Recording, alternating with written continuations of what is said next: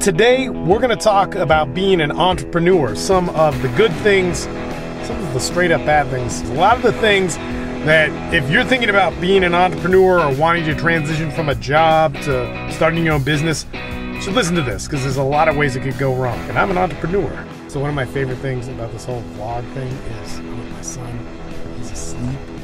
And I'm actually at the camera shop right now to see if my lens can be fixed. See that happened to it. But before we get into the bad stuff and the totally insane stuff, I want to show you why I am an entrepreneur. So this is a $100 bill. And in the next month, I have to make 80 of these. I don't know how I'm going to make it. I don't know what's going to make it for me, but I can guarantee you that I'm not worried about making this. This is something that I'm very good at achieving. And if you didn't know, this is a $2 bill. It's kind of cool. You don't see too many of these around anymore. I'm just going to tell you right now, for most people, if they hear something like that, I got to make $8,000 extra in a month, they just think you're insane. Which is probably the truth in what makes entrepreneurship work for me. And I wish I could say I could make $8,000 like that just pressing a button, but it's kind of difficult. I'm just not afraid of it. So here's the thing about being an entrepreneur is that when you need money, when your family can't eat, when you don't have health insurance, when you get hurt, when you want to take a vacation, when you haven't slept and you're 12 hours into your day and there's still more work to do, it is your responsibility to do it and no one else can do it. Now, when I think about that, that doesn't bother me at all. That's not even an issue. For 12 years, that's been my life. And for 12 years, there's been a lot of stress. And so a huge part about my journey is that I learned to deal with that stress. That was absolutely necessary for me to learn in my journey about being an entrepreneur. Now, aside from all of that, why I'm an entrepreneur and what makes it such an important part of my life was just clear as night and day for me today. And actually yesterday too. I mean, my life is freaking amazing right now. It's so awesome. So yesterday we went to my friend's birthday party. Actually, it was my friend's children's birthday party. I guess she's my friend too, but she just turned 1. And we got to go to the Bell Ranch, which is super cool. My friend Brian and Caroline bought this amazing piece of land and they're just two great people. I've known them for 10 years at this point and we've just grown up so much together. Being able to spend time with your family and just make your own schedule, man, that is great. It's beautiful. The thing is that I work all the time and there's fires that need to be put out all the time, or my family's pulling at me all the time. I don't really get a lot of breaks, but when you do get breaks, they're freaking awesome. And then today, I actually spent the day with my son. In fact, my sons. My son with his school is actually going to swimming classes and he doesn't know how to swim. And it's just such a cool thing to be able to watch that and be around for that. And man, it's really, really freaking awesome. Another thing is I also did jujitsu today, which makes it even better. I mean, how could you complain about today? It's just the perfect mix of stuff. But there is one problem, and that's a problem right now, which happens all the time in my household, is right now we're low on money, we need to make money. Now, obviously I have a business that has a steady stream of income, but there needs to be extra income. And if you guys are familiar with my podcast, I took a big financial hit. There's new stuff that we need. We need new cars. I need new equipment to work with. My wife and her real estate business, which is taken off now and super awesome, she needs money to promote and market and all these different things. And we just need money. Now, in this bizarre way, I am very good at making money. Could definitely be better. I could definitely be better. But it's not something that I'm really insecure about. But that came from 12 years of having to make my own money. And so what we're talking about today on today's podcast comes straight from one of our calls. It was a Wednesday night call.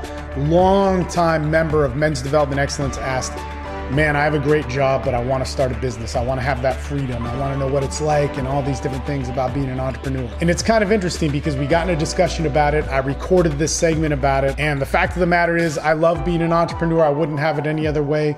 But what also made me an entrepreneur was kind of crazy, and I wouldn't necessarily recommend it. It's not that it's something that you shouldn't ever do, but it is something that you should definitely, absolutely know that this is a crazy business. And to be honest with you, if you are dead set on being an entrepreneur, man, I mean, why are you listening to this podcast? It's like, God, get to work. Okay, now with that all being said, let's get to that Wednesday night call and get to the podcast. Hey guys, my name is Steve Mayeda and I'm a men's coach in Austin, Texas. I'm a BJJ practitioner, a Wim Hof enthusiast. I have an amazing family, 4 awesome boys and a beautiful wife. And what this podcast is about being the better man. What we talk about is tried and true because we've been doing it with groups of men just like you for over 12 years. Listen up, and I hope you enjoy.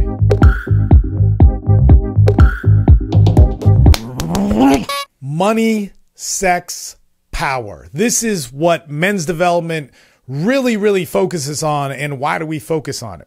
And so today we're talking about entrepreneurship, like when should we go into our own business, what should drive us to those things.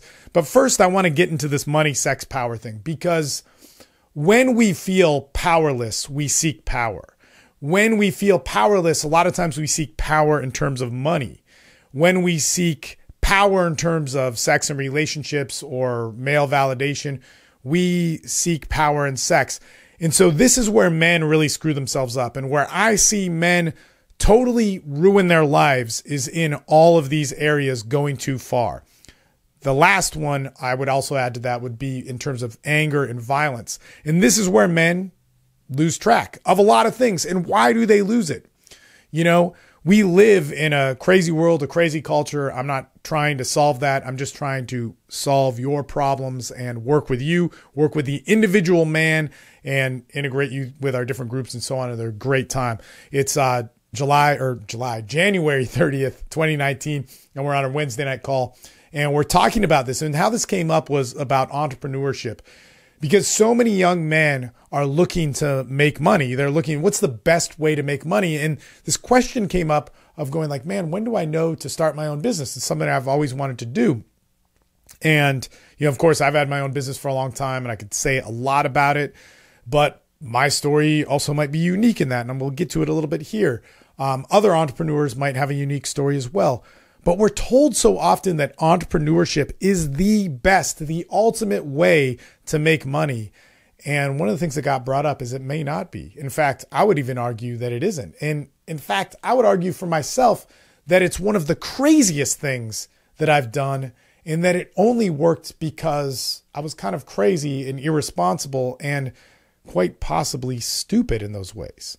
So here's a couple things that are going to come about if you're an entrepreneur. 1, you have to get your own health insurance.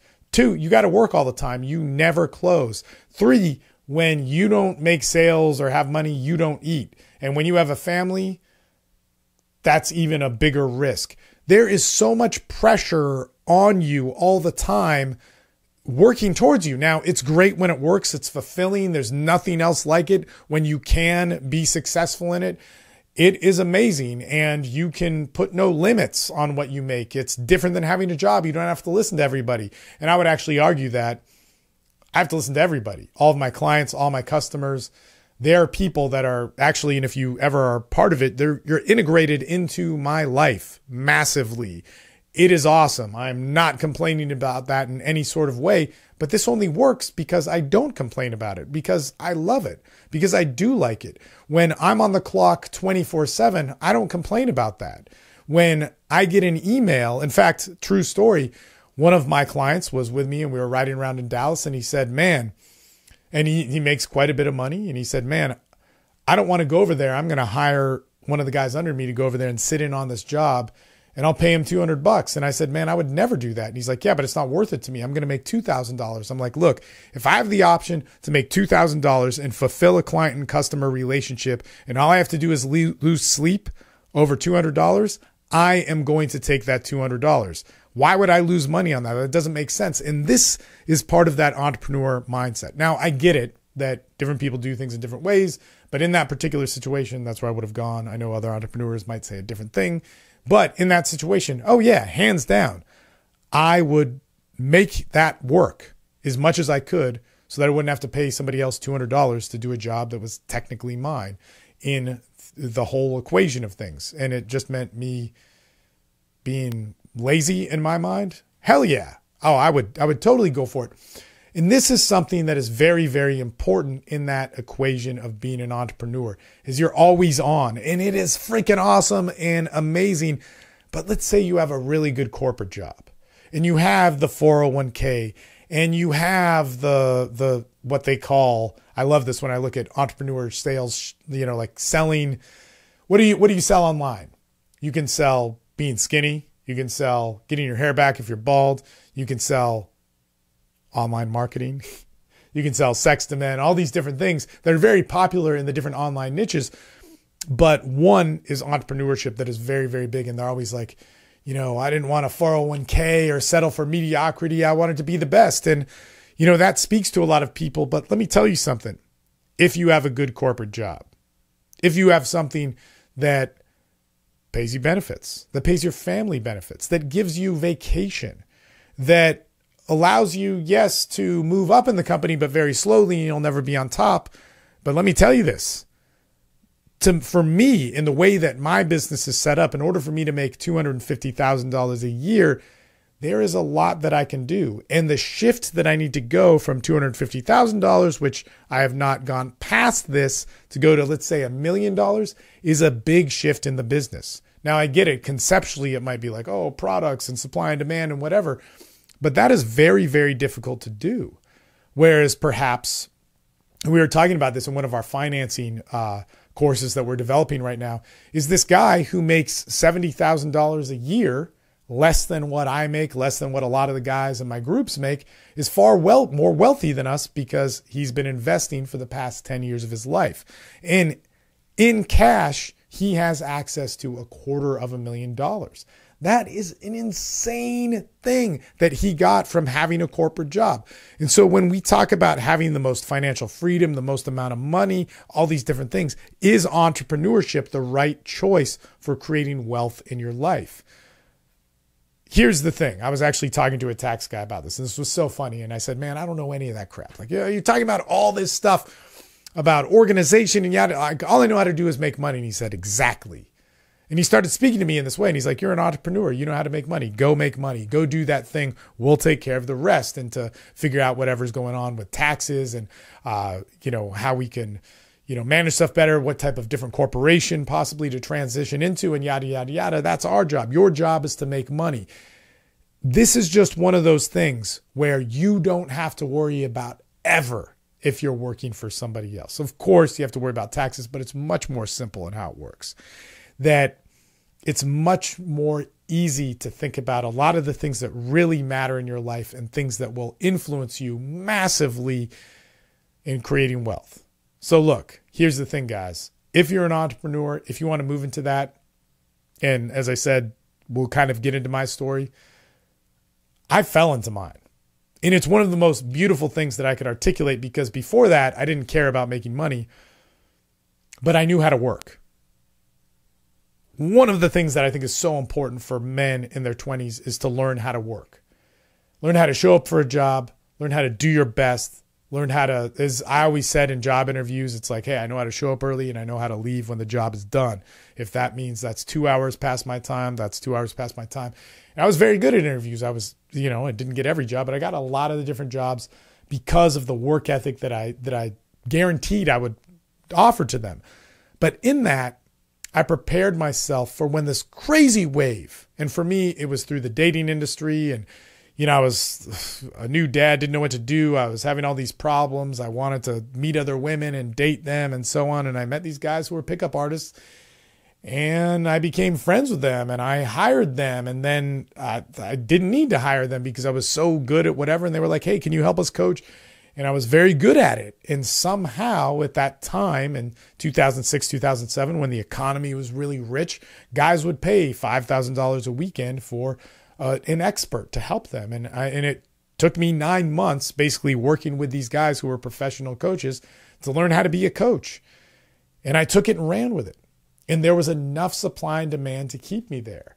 But man, I knew how to work. I knew how to show up. I knew how to learn the things that I didn't know how to do, to build a website, which is insane and I still hate doing, but I've done it. To set up an email list, which is insane and I hate doing.